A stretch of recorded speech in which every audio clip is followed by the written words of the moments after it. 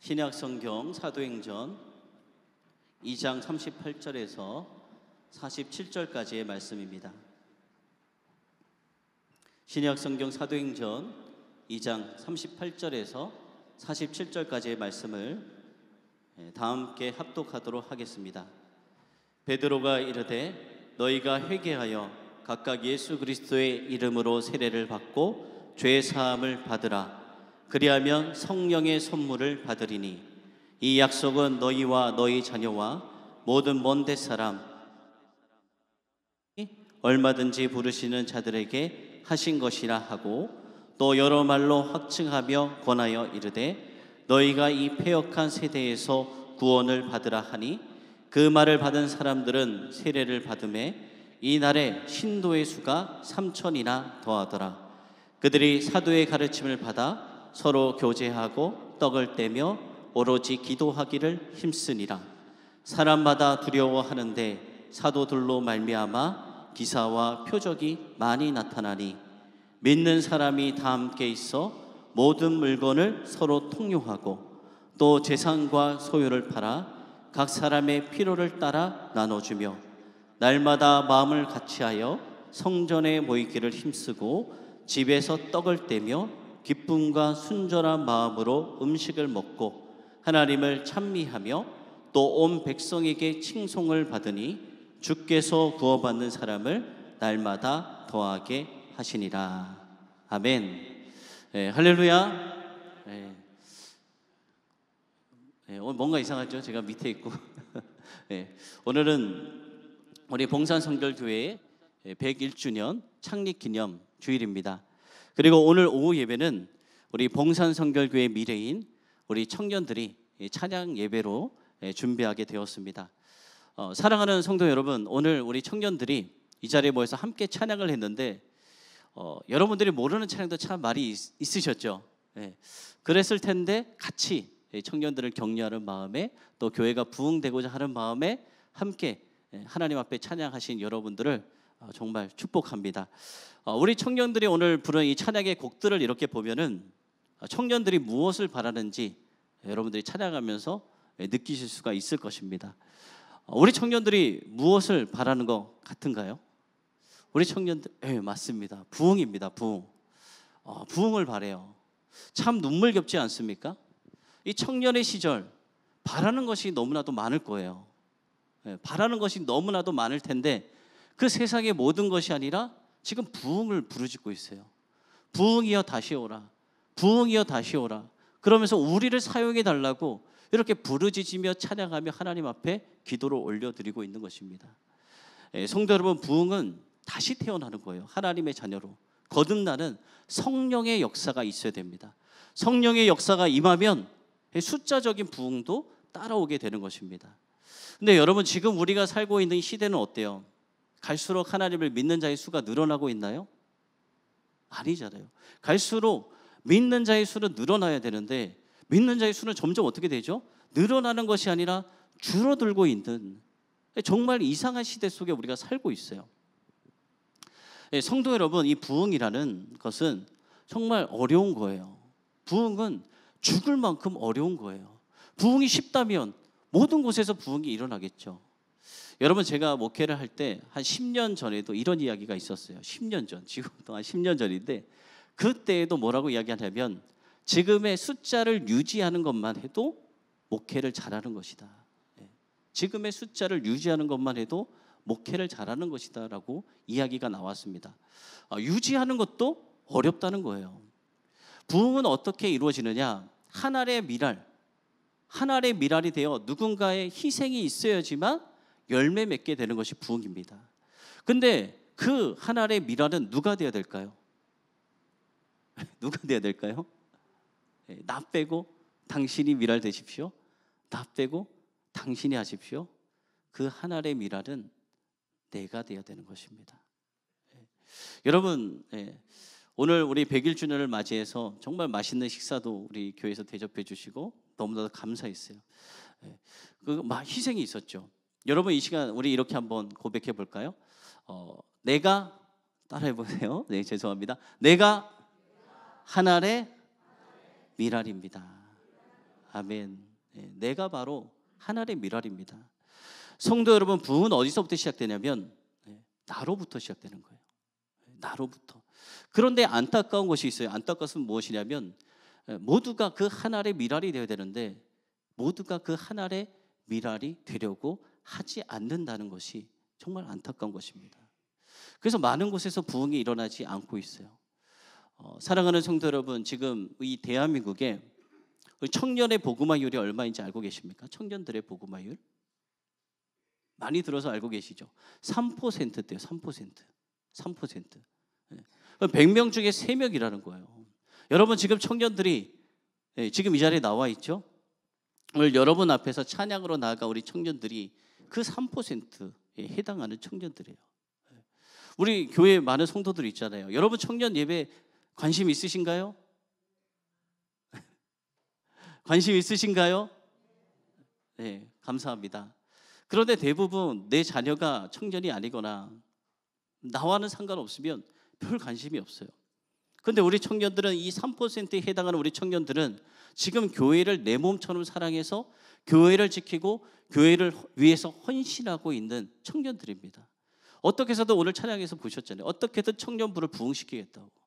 지금 이 지방의 청년의 교회, 청소년들 교회 너무나도 어려운 시기예요. 왜냐하면 청년들은 결혼하면 떠나가고 취업으로 서울로 떠나가고 모든 학생들이 학업으로 떠나가고 계속해서 줄어들 수밖에 없습니다. 그래서 많은 어려움이 있어요. 그런데 지금 이 청년들이 남아서 우리 청년부를 부흥시키겠다고 또 우리 봉산성결교회를 부흥시키겠다고 끝까지 남아서 헌신하고 있는 우리 청년들입니다. 여러분 너무 귀하지 않습니까? 우리 청년들에게 격려의 박수 한번 부탁드립니다. 이렇게 훌륭한 청년들이 우리 교회에 있습니다. 기도해 주시고 또 많이 격려해 주시기 바랍니다. 그런데 이 많은 교회에서 대한민국에 많은 교회들이 있는데 안타까운 것은 갈수록 이 청년들이 교회를 떠나가고 있다는 거예요. 그래서 이 청년들이 교회를 떠나는 이유에 대해서 이제 조사한 내용들이 있습니다. 많은 내용들이 있어요. MZ 세대들하고 그렇죠. 저도 MZ 세대입니다. 네. 제가 이제 MZ 세대입니다. 네. 그렇게 안 보이시죠? 네, 저도 해당이 돼요. MZ 세대들이 이 젊은 세대들이 교회를 떠나는 이유에 대해서 이 조사한 내용들이 있는데 한 12가지로 정리가 되더라고요. 근데 그 가운데 제가 한 5가지만 이제 앞에서부터 이 순위가 있어서 설명을 드린다면 첫 번째는 무엇이었냐면 가장 많이 교회를 떠나는 이유가 이 목회자와의 관계였어요. 안타깝죠? 두 번째는 무엇이었냐면 헌신이나 헌금을 강요한다. 두 번째. 세 번째는 이 공동체 안에서의 관계가 좀 어려워서 교회를 떠나게 된다. 네 번째는 개인의 신앙적인 차원, 그 사원에서 떠난다. 다섯 번째는 교회와 문화적인 요소에서 차이가 난다라는 거예요. 그래서 이 5번째 문제를 해결하는 교회들이 요즘 많이 있습니다. 어떤 거냐면 그냥 청년들의 이야기를 들어주시면 돼요. 청년들이 가장 원하는 것이 무엇이냐면 우리 이야기를 좀 들어달라는 거예요. 우리 이야기를 좀 들어주세요. 그것을 해결해 주지 않아도 돼요. 그냥 들어만 주면은 청년들이 우리 성도님들이 우리 교회가 우리에게 관심이 있구나. 그래서 교회에 대해서 더욱더 헌신하며 나아가는 귀한 일꾼들이 됩니다. 첫 번째 문제가 이 목회자와의 관계였는데 그 내용들을 살펴보니까 이렇더라고요. 목회자의 언행불일치, 말과 행동이 다르다. 목회자의 설교, 목회자의 권위적인 모습, 목회자의 비윤리적인 행동들, 목회자의 말, 목회자의 무관심, 목회자의 잦은 교체. 이것이 청년들이 교회를 떠나가는 큰 이유였습니다. 가장 큰 이유. 근데 우리 청년들에게 물어봤어요. 이게 진짜냐? 근데 우리 교회는 아니래요. 맞습니까? 네, 아니라고 들었어요. 감사하죠. 예. 고개를 갸우뚱하시는데 아니라고 하셨습니다. 두 번째로 그러면은 교회 청년들이 교회를 떠나는 이유가 무엇이냐? 헌신이나 헌금 강요였습니다. 헌신이나 헌금 강요. 이 들어가는 게 중요한 것이 무엇이냐면 강요예요. 자발적인 헌신이 아니라 강요입니다. 여러분 솔직히 일을 하는 거 좋아하는 사람이 어디 있겠습니까? 근데 우리 교회는 아니에요. 우리 청년들은 여러분 오늘 액자 받으셨죠? 우리 청년들이 다 한 거예요. 예. 청년들이 다 끼워서 세팅하고 성도님들을 드린다고 헌신하고 다 준비한 거예요. 근데 다른 교회들이 그래요. 청년이라는 이유로 이런 일들이 있대요. 예. 이건 청년이 해야지. 나 때는 다 했어. 여러분 때는 다 하셨죠? 맞아요. 예전에는 다 하셨어요. 순종하고 다 하셨어요. 어른이 말씀하시면 네, 제가 하겠습니다 라고 했어요. 근데 시대가 변했단 말이에요. 지금 시대가 엄청 많이 변했어요. 그들이 생각하는 것과 우리가 생각하는 것이 너무나도 많이 다릅니다. 그래서 우리 교회를 앞으로 더욱더 부흥시키려면, 우리 다음 세대들을 세워나가려면 이런 생각을 버려야 된다는 거예요. 정말 그들을 사랑해서, 사랑하는 마음에서, 그들이 정말 신앙이 성장하길 원해서, 그렇게 세우기를 원해서 하는 것이면 너무나도 좋은 것이죠. 근데 그것이 아니라 내가 편하고자, 내가 좀 쉬고자 그 일들을 맡긴다면 청년들이 어떻게 되겠습니까? 교회를 안 나오는 거예요. 하다 못해서 지쳐서, 실제로 이런 일들이 일어나고 있습니다. 내가 여기를 떠나야지만 이 일에서 벗어날 수 있다 생각하고 떠나버리는 친구들이 있어요. 이 일에서 벗어날 수 있는 방법은 이것밖에 없으니까. 실제로 이런 일들이 일어나고 있습니다. 근데 성도 여러분, 여러분들이 주님의 이름 헌신하고 계시잖아요. 많은 헌신자로 세워졌습니다. 근데 이 주님이 맡기신 일, 사역을 할 수 있는 힘이 어디서부터 나옵니까? 여러분들에게는 어디서부터 나오죠? 은혜요. 은혜. 위로부터 내려오는 은혜, 성령의 은혜, 하나님의 은혜를 체험하면 하지 말라고 해도 어떻게 해요? 하는 거예요. 하지 말라고 해도. 그런데 그 은혜를 아직 경험하지 못한 사람들에게 사역이라고 일을 맡기면 그들이 어떻게 생각할까요? 하나님의 일이라고 생각하기보다는 그냥 자기에게 던져진 일로 여기게 되는 것입니다. 그러면 우리는 다음 세대들, 그리고 우리 미래인 청년들에게 그럼 어떻게, 무엇을 권해야 될까요? 은혜 받는 자리에 참석하는 것을 권해야 되는 것입니다. 여러분, 우리 교회도 부흥을 하고 있습니다. 그런데 폭발적으로 부흥하고 있는 교회들 보면은 특징이 있는데, 요즘에는 봉사를 강제적으로 강요하지 않아요. 대신 무엇을 강조하냐면 은혜의 자리에 참석하는 것을 권유해요. 은혜의 자리, 예배의 자리에 참석해라, 양육의 자리에 참석해라, 제자 양육에 참여해라, 영적인 훈련을 받을 수 있는 곳에 참여해라. 그러면은 그곳에서 무엇을 받을까요? 예배의 자리에서 은혜를 받아요. 제자 양육을 통해서 자신의 죄인임을 깨닫고 회개하고 성령의 은혜를 체험해요. 회개하고 은혜 받으면 그때 비로소 주님을 위한 헌신하는 사역자로 세워지게 되는 것입니다. 그런데 은혜를 받으려면 전제 조건이 있어요. 무엇이 먼저 따라와야 될까요? 여러분 은혜 받으셨잖아요. 언제 은혜 받으셨습니까? 회개할 때. 회개가 먼저 다가와야 돼요. 오늘 말씀에 이 베드로를 보면은, 이 말씀 보면은 3,000명이 주께로 회개하게 된 사건이 있었습니다. 무엇입니까? 어느 날 그냥 그렇게 된 게 아니에요. 성령의 능력에 사로잡혀 하나님을 말씀을 대언한 누가 있었습니까? 성령의 능력에 사로잡힌 사역자 베드로가 있었어요.